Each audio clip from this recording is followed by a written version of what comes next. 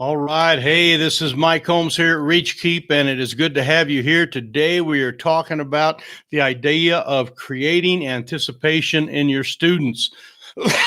Excuse me. I am ready, creating anticipation. I got the Kleenex box ready and I'm ready to go. We've got some allergies going on, but we're going to make it through this one way or another. So welcome aboard Reach Keep here on our YouTube channel. We're so good to have you here, whether you're a regular public school teacher or Sunday school teachers. And actually, we have a lot of preachers listening to this as well. But thank you so much for being with us. If you put a thing in the comment, let us know where you're from. We'd appreciate that. We are talking about a very important concept that comes from the 7 laws of teaching. This was published way back in the 1800s, and it is the idea of helping the kids to learn and all the different things we've talked about. And if you have not listened to some of these, please go back and listen to the last several that we've done. Today, we're talking about the 5th law, and I want to read it for you here. It actually says this: teaching is arousing and using the student's mind to grasp the desired truth. It is arousing the student's mind to grab the truth. So you're stimulating them to be learners. And so that's really what we're going to focus on. Now, if you're new here to Reach Keep, my name is Mike Holmes. I'm the founding pastor here at the Sinclair Baptist Church. I'm up here in our studio recording this today. We've got several things to go through, and I talk a lot very fast on some of this because I want to keep these short and they work well for you. I do have, if you hang out to the end, I've got 19 things that you can use to create anticipation, and I'll get you this list and tell you how to get hold of that. Let's just jump right into this. Here is one of the things that we do. Most of the time, we as preachers or teachers, Sunday school teachers, public school, wherever you happen to be, you're communicating some type of truth, and you're focusing on studying your truth, and that's a very important thing. We've talked about that. The teacher must know their lesson. You're making sure the language is proper, and we talked about that. You're talking about the format and how to go through, and last week we talked about how to teach a Sunday school lesson. You move from the known to the unknown, and you make things relatable for the children or whoever you are teaching. But in this lesson, there's something else that kind of comes into it that we need to be aware of and not forget. And that is, although I teach and I have a lesson, there's a student out there that has a mind that is ready to grasp. And we need to do the things that help our students grasp the truth, where they become the discoverer. They become the one that's digging for the treasure. Their mind starts to enter into everything we've taught, and they are like anticipating and ready to go. They want to grab hold of these particular things. Now, I wrote down several notes here. I'm going to go through a couple of these.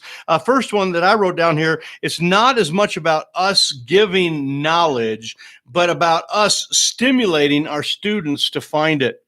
Let me say that again. It's not as much about us giving knowledge, but students stimulating to find it. If you really think about things, everybody figures out things anyway. In other words, little children, they figure out how to do things. They don't necessarily need a teacher. They are very inquisitive. They're very student-like. In other words, you don't need a math teacher to have a couple little kids, and one of them kids got 5 toys, the other one's got 2 toys, and for those kids to know what's going on. They've not yet learned addition and subtraction, but they know totals, okay, because they have figured things out.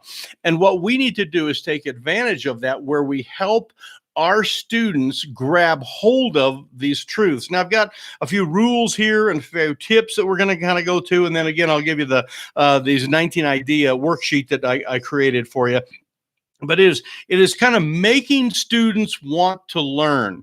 Now, that kind of sounds funny, like you're making them want something, but we can really kind of grab hold of this thought with the idea of appetite. We can create appetite, the physical appetite of tasting things very easily. Your children very early on have learned about the truths of sugar, okay? They've learned about chocolate. They've learned also about broccoli and a few other things, but I digress right there. They've learned, though, that certain things taste good, and we have ways that we can stimulate that, where we can kind of give them a little bit, and then we can leverage some of that and use all that. That is the idea of creating this, using anticipation. It really kind of falls into the idea of appetite. So let me give you just a couple of tips that if you're an actual teacher out there doing this kind of stuff, there's some things that kind of help you do it. Be practical. example, and you can use this tomorrow in your Sunday school class. If you're working with younger children, one of the things that is very important to them is the eye gate and the senses. And I grabbed something here. If I were teaching a lesson tomorrow, I'd figure out something that's visible. I'd figure out something that's tangible. I would let them touch it, and I'd say, there's a lesson that we're going to learn about this egg. Y'all sit up straight and be quiet, and I'm going to be teaching you that in just a moment. And I would be kind of creating something. With younger kids, you use some color, you use activity, and some of that. With older folks, you can use kind of the inquisitive things, and you can use questions, the power of using questions. Now, we have covered this before in here. Jesus used questions masterfully. He was the master, the greatest teacher ever. And if you want to study something, study how Jesus did the use of questions, how he created things going on. He used contrast questions. He used questions to get people thinking. He used questions to prove a point, to kind of nail people down, all sorts of things. You can use questions. When you use questions, though, one of my tips, as I wrote down, is let your children and let your students answer and give them time. And one of the techniques for this is just simply like, I'm going to ask you a question. I'm going to ask you to answer it. In other words, you let them know, because many times we use questions. I've heard pastors use questions all the time in a sermon, and you're like, you want to raise your hand and answer, but it's kind of not really appropriate in some ways. So we say, I'm going to ask a question and I want you to answer, and I'll give you a few seconds to think about it. So you ask a question and then you're silent for 5, 10, 15 seconds, whatever's appropriate. And then you say, and now why don't you tell me what you think? All right, let's have someone from this side, let's have someone from this side, let's have a man, let's have a woman, let's have a boy, let's have a girl, but kind of sort of stimulate there. That's one of those stimulation techniques. And then let them talk. And many times kids will talk and they'll get way off. They don't really understand things properly, but let them talk. We have a tendency to cut them off and try to correct them right away. Let them talk a little bit, maybe get another one. You're the teacher. You've got the final say. Then you get to clear things up, so to speak, at the end. I've often noticed, and you probably have too, at these talk show people, a lot of times when they're doing a talk show, they're interviewing somebody and it's sort of controversial. And the host will act very gracious and say, I'll give you the last word. Go ahead there. And the person will get to, say their last word. Well, they didn't really get the last word, did they? Because after they were done, they kind of hung up the phone or they're off camera. Then the host comes back on and straightens everything out, and he gets to, she gets to do their thing there. So this idea of using questions, but then letting them talk and letting them kind of go through those things. Very important thing. Another thing with questions, and this is very, very important, is many times you'll ask a question, and because you've written down that question, it will be just the same. You'll want to use it just the same way that you wrote it down all the time. And I want to encourage you to use questions that are relatable, and we'll get to that in just a second, but use questions and then ask the question in a different word. In other words, add more words to the question. Let me give you an example. If you were just teaching on, and we use this one all the time, David and Goliath. Most people know the story. You're teaching on the David and Goliath story. You might have this question: what do you think David learned when the battle was all over that day? What do you think David learned? Okay, and they might give you some answers. Another way to word that, to make it a little bit longer, to kind of stimulate a little bit different kind of a thought process is, as David got older and he was the king and eventually ruled all of Israel, he probably looked back to the David and Goliath day and he remembered some things. What do you think as he was looking back that he remembered? Exact same question. Okay, similar answers, but it's a way to kind of stimulate a little bit more activity there. You're using the questions. Another way would be is as we look back 2,000 years back on the story of David and Goliath, what are some truths that we might be able to pull out of that story? Okay, and let those things start to flow. So that is a way that you use questions. Another way that when you are doing questions or you're teaching is you relate to the relatable. Okay, let me say that again. You relate to the relatable. In other words, in your story, there are probably some things where you want to ask some questions, you want to stimulate some thought, and what you can do is relate to something that is somewhat current. Now, I'm not talking about current events like in politics or in the news, but some things that perhaps happened. Maybe your church just had a wedding. okay, or a funeral. And many people are aware of that happen. You can relate into that question. Maybe your community has been involved in drought, okay, which is happens out west here, at least where we live. We had something the other day. It was the talk of the town just the other day. And if I were a Sunday school teacher, I would have leveraged that like you wouldn't believe. It rained where we're at. We have not had rain for a long time. We had a long soaking rain. It was wonderful. And you can jump off that. Didn't it feel good to have that rain? Isn't that a wonderful thing? What's this lesson like? What are some things that are relatable there?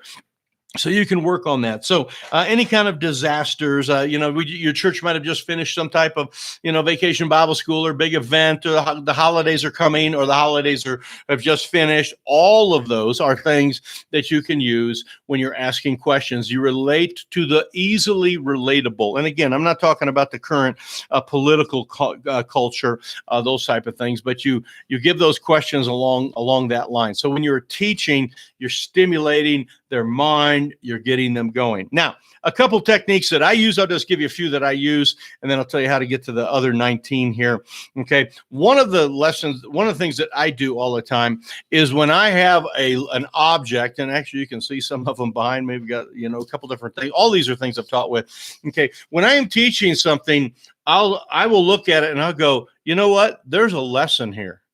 There's a lesson here that I am going to teach you. Now, we're going to get to that in just a moment, but first we want to read our Bible, or first we're taking a bathroom break, or first we're going to have some snacks, but there's a lesson here. Now, if you are a pastor of a church, many times you do all that in an introduction. Let me give you two other places. If you're a pastor listening to this, and this also works with youth people, and Sunday school, very easy. Two other places that you can do your introduction. One is when people first come in, and we do this often at our church. We'll start out with an opening hymn, and then we, as the pastor, the main speaker, our new pastor does this, I do this, we will create a little bit of and this kind of silly illustration because I don't think we do it with an egg, but we might do it with pictures on the screen. We might do it with an object and say, hey, we all know what this is, and we know how these things, what this is, and obviously this isn't a real one unless it came from a very big chicken, okay? But I'm going to teach a lesson, and it has everything to do with what I have in my hand right now. Now, we're going to sing a few more songs. We got a few announcements, but when we come back in and from our little handshaking group, a break, we're going to talk about the egg. Okay. And boom, you've created this little, I'm not sure what he's talking about. Okay. A little bit of attention, not bad tension, but just kind of like anticipation. That's exactly what you want to do. The other way to do this, the place where you can do this is creating tension, is where at the end, everything is done. You hold up whatever it happens to be, or just a simple statement, and you say, folks, you know what? I got something here. I think everybody knows what this is. This is good. There's a lesson here. And you know what? Next week, we're going to be looking into that. So join us next week at 9:30 or 11 for our morning services, and we're looking forward to seeing you. In other words, you set the anticipation ahead of time, okay, either at the very beginning of your thing or at your, like for the week before. We almost always preview our sermon for the next week and let people know what we're talking about. In fact, we got done working on this a few minutes ago at our church. We are doing what we call camp meeting days for the next 4 weeks. We have some very defined teaching that we're doing on my Lord knows the way through the wilderness, and what you do when you're in the wilderness, and who's with you in the wilderness, and who's our example in the wilderness. We've got all these things we've been working on, and all of those, the titles of those message and kind of the themes are already written out. And this week they will get those titles, and they'll kind of like, ooh, I need to be at that one. Boy, that's good. I'm going to listen to that. So we need to create those kind of things. So there is a lesson to be learned here. That's one way to do it. Another one, when I'm working with kids, is now I've got something very important that I want to teach you. Okay, I'm going to give you the conclusion of the story. Jesus, he went into that upper room, and there was the little girl was right there, and his disciples were there, and the mom and dad were there, and there's something very special going to happen. Sit up straight, be quiet. Let me tell you what that's going to be. So in other words, you kind of stop and say, I'm going to set you up. I'm going to, and you set them up. You kind of tell them that you're going to tell them, and then you tell them. It's a great way to create anticipation. And again, you can do that just right in the middle of a teaching time, where it brings everybody back. And if you're a Sunday school teacher, especially if you've got younger kids, you know that they kind of, they're all wandering around. I mean, their brains are going all over the place. Lots of different things. There, you need to have a lot of techniques where you bring them back and focus. And that is one of those things. So here's what I'm going to do in just a moment. I'm going to tell you what happened when Moses lifted that rod out. It's amazing. Okay. You're not going to forget this. Moses had his rod and he lifted it out and something amazing happened. Let's sit up straight. Let's be quiet. Everyone ready? All right, let's go. Boom, you continue with your story. So just a great way to create anticipation. And again, you can do that with the what we do in Vacation Bible School. And if you're in a Sunday school lesson too, you might say, and I'm going to tell you what Moses did with that rod. Come back tomorrow. Come back next week. We're going to finish this story next week. And you kind of, instead of finishing it right there, you say, I'm going to do this. This is a great way when you have so much content to be able to stop, create anticipation for the next week. And those kids, if they're especially little kids, they're gonna come back and say, you can tell us what Moses did with that stick. We want to know. And so that's a great way to do that. The whole come back tomorrow. Another way is, again, just the use of, when you're working with the kids, using the who, what, where, when, why, and how. All those kind of questions. You ask a lot of those questions. So this has been very, very brief. You can go and find The 7 Laws of Teaching by John Milton Gregory. You can read it. It was written specifically for Sunday school teachers in the 1887, I believe it was. Powerful, powerful stuff. And we're going to continue on with some of this. Now, as I promised, I have what we created here a few years back, 19 ideas you can manage to create anticipation for your Sunday services. So if you're a senior leader, this is very good. If you are a Sunday school teacher, there's many of these that you'll be able to use. And there's really a couple pages full of them.